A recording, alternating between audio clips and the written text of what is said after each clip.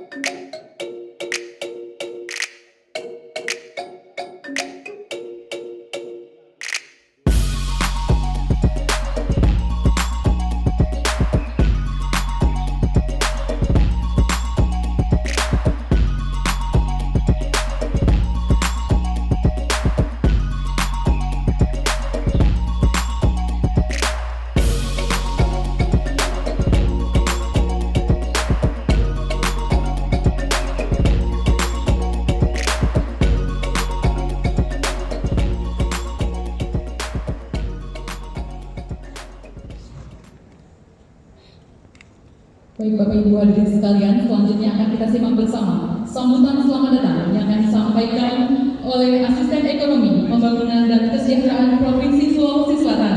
Kita sambut Bapak Dr. H.